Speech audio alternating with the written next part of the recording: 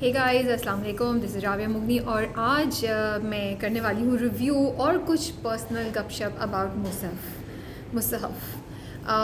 I hope मैं इसको सही प्रोनाउंस कर रही हूँ, मुसहफ़। सो पहला पार्ट, ये जो वीडियो है ये 3 पार्ट्स पे है। पहला पार्ट उस पे है जब मैं आपको बताऊँगी कि how I connected with it. Second, मुझे किस चीज़ की याद दिलाई। दूसरा ये कि मैंने इससे क्या सबक सीखा। और थर्ड, मेरा जनरल रिव्यू छोटा सा about the book and the story. Okay जी, तो सबसे पहले नुसफ़। ओके, वो जो कनेक्शन है ना महमल का, कि वो बहुत जगह पे जब उसको ज़िंदगी में मसला होता है वो कुरान खोलती है, उसको कुछ वर्सेस नज़र आते हैं या कुछ को डायरेक्शन मिलती है। I was reading it and I felt कि वो मेरे साथ भी ऐसा ही होता है ज़िंदगी में। कब बहुत दफ़ा मुझे ऐसा लगा कि मैं किसी मुश्किल दौर पे खड़ी हूँ, या मैं कुछ सोच रही हूँ ज़िंदगी के बारे में, मुझे क्लियर नहीं हो, मुझे समझ नहीं आ रही है मुझे क्या करना चाहिए। तो मुझे कहीं ना कहीं से गाइडेंस मिली, मुझे कहीं ना कहीं से कोई चीज़ नज़र आई, कोई लेक्चर नज़र आ गया, कोई कहानी नज़र आ गई रिलीजियस हमारे प्रॉफिट्स की या हमारे इस्लाम के दौर की, जिसने मुझे डायरेक्शन दी कि तुम्हें अब इस वक्त ये करना चाहिए। और क्योंकि वो उसमें उसका जो मियाँ होता है हमायूं, वो उसको एक दफ़ा कहता है कि ये उस पर हंसता है कि कुरान जो है वो सबके लिए, सिर्फ तुम्हारे लिए नहीं है। और महमल बहुत ज़्यादा जज्बाती हो जाती है, उसको एक she feels taken a back.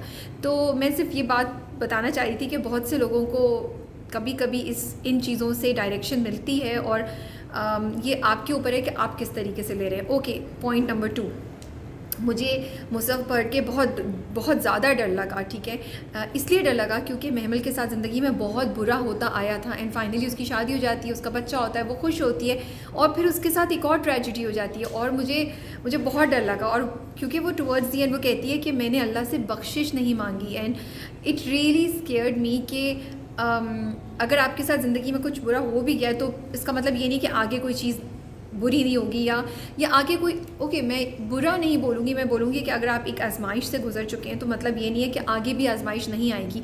किसी वक्त भी आजमाइश हो सकती है, क्योंकि हम दुनिया की बातों को ज़रा शायद मे बी ज़्यादा इंपॉर्टेंस देते हैं अपनी दुआओं में, रादर देन कि हम अल्लाह से बख्शिश और अल्लाह से माफ़ी, अल्लाह से ईज़ मांगे। यू नो, जैसे मैं भी कुछ पढ़ रही थी तो उसमें था कि अल्लाह से हमेशा, अल्लाह से सब्र मत मांगो, क्योंकि सब्र उनको मिलता है जो बहुत स्ट्रॉन्ग होते हैं, और स्ट्रॉन्ग ऐसा नहीं होता। स्ट्रॉन्ग होने के लिए कभी आपको प्रोसेस से गुजरना पड़ता है, एंड मे बी आप नहीं चाह रहे तो आप अल्लाह से आसानी मांगिए अपनी ज़िंदगी में, अपनी अपने आजमाइशों में। यू नो, तो मुझे एक ये बात लगी, और मैंने एक्चुअली जाके फिर यासीन मुजाहिद के कोर्स को रजिस्टर किया, because there was a thought that was going on in my mind, और मुझे लगा कि मुझे उस बुक के ज़रिए ये इंडिकेशन आई है, यू नो, कि मुझे कुछ करना चाहिए। ठीक है, मुसहफ़ के ज़रिए मुझे ये ख्याल आया।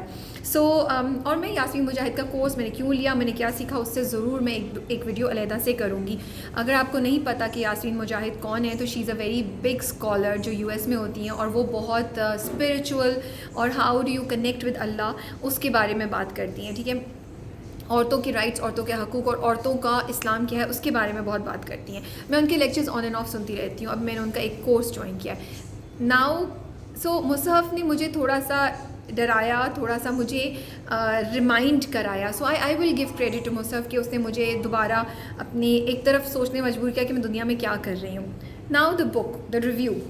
ओके, आई थिंक वो बुक काफ़ी पहले निम्रा अहमद ने लिखी थी, and I can see the maturity, जो मैं पहले भी कह चुकी हूँ। मुझे अब की जो बुक्स हैं जैसे हालिम है या जैसे नमल है, उनमें जो मेच्योरिटी निम्रा अहमद की राइटिंग में नज़र आती है वो मुझे उसकी इनिशियल बुक्स में इतनी ज़्यादा नज़र नहीं आ रही, which is okay. As a story मुझे मुसहफ़ की स्टोरी कोई इतनी ज़्यादा ब्राइट या इतनी ज़्यादा डिफरेंट नहीं लगी, इंटरेस्टिंग लगी। मुझे जानना था कि महमल के साथ क्या होगा। जो बात मुझे बहुत अफसोस किया, वो मुझे ये अफसोस हुआ कि फ़रिश्ते का कैरेक्टर, आई फेल्ट कि फ़रिश्ते का कैरेक्टर को, ठीक है, आई थिंक निम्रा अहमद ये दिखाने की कोशिश कर रही थी कि आप कभी भी कॉन्फिडेंट नहीं हो कि आपके अंदर दीन आ गया तो कभी हिल नहीं सकते। दुनिया ऐसी चीज़ है कि दुनिया में कुछ भी अट्रैक्शन होती है और आप दीन को छोड़ सकते हैं। लेकिन मुझे लगा फिर भी फ़रिश्ते का कैरेक्टर इतनी खूबसूरती से बिल्ड किया हुआ था, उसको विलन नहीं बनाना चाहिए था, उसको वो महमल को धोखा नहीं देती। मुझे आई रियली विश कि वो नहीं होता। ठीक है, सेकेंड, आई रियली थिंक कि बहुत रिसर्च हुई थी, क्योंकि जिस तरीके से निम्रा अहमद ने वो कुरानिक आयतें और उसकी ज़िंदगी के वाक़यात को कनेक्ट किया हुआ बहुत खूबसूरत है। You really think about it. और जब लास्ट में भी 2-3 चीज़ें आती थी, मैं सोचती थी कि इसको क्या क्या इंडिकेशन आ रही है, किस तरह इसको इंटरप्रेट करेंगे।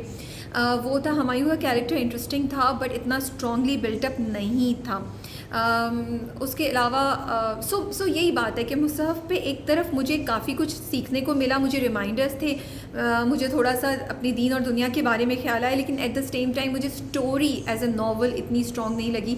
इनफैक्ट मुझे थोड़ी सी, if I am being really honest, मुझे थोड़ी सी वो पाकिस्तानी ड्रामे नहीं होते जिसमें एक अच्छे भले कैरेक्टर को विलन बना देते हैं, मुझे वो थोड़ा सा स्टार प्लस का टच और वो सब लगा। मुझे महमल की अम्मी भी बहुत ज़्यादा वीक कैरेक्टर लगी। महमल की ख़ुद की जर्नी मुझे बहुत अच्छी लगी, इंटरेस्टिंग लगी, बट उसके आसपास के जो लोग हैं वो आई विश के थोड़े से बेहतर कैरेक्टराइज्ड होते। आई गेस मुझे हमेशा हैप्पी एंडिंग्स चाहिए होती हैं और मुझे बहुत अफसोस हुआ जब हुमायूं ने महमल के साथ ये किया और महमल को इतनी बड़ी ट्रेजिडी से गुजरना पड़ा, और जब वो निकल के आई तो उसके पास बहुत लोग नहीं थे। तो एक और बात मुझे बड़ी इंटरेस्टिंग लगी कि जब महमल की शादी हो जाती है और वो कुछ अरसे बाद अपने नदियाल से मिलने जाती है, तो वो कॉन्स्टेंटली वेट कर रही होती है कि मेरे साथ बुरा हुआ था, इनमें से किसके साथ बुरा हुआ, कि अल्लाह ने बदला ले लिया है दुनिया में। और वो देखती है कि सब लोग तो बड़े खुश हैं, और जब वो वापस जा रही होती है तो उसके दिमाग में ये सोच होती है कि उनमें से तो किसी को भी सज़ा नहीं मिली। I found that to be very interesting and I think हम सब लोग भी इस चीज़ से गुजरते हैं, क्योंकि अगर हम यही कहते हैं ना कि अल्लाह के यहाँ देर है अंधेर नहीं, और जैसा करोगे वैसा भरोगे, कि दुनिया कि आप जैसा करते हैं दुनिया में वैसा आपके सामने आता है। तो लेकिन कभी कभी उसको टाइम लगता है, कभी कभी वैसे नहीं आता जैसे हम सोच रहे होते हैं। अल्लाह के अपने तरीके हैं, अल्लाह अपने तरीक़ों से करता है। सो बस एक छोटा सा गपशप थी मुसहफ़ पे आप लोगों के साथ मेरी। आप लोग मुझे कमेंट्स में ज़रूर बताइएगा कि क्या आपको पढ़ के दिल पे कुछ असर हुआ, क्या आपके अंदर कुछ चेंज आया, do you agree with my analysis, and I will see you soon. Don't miss my orange earrings.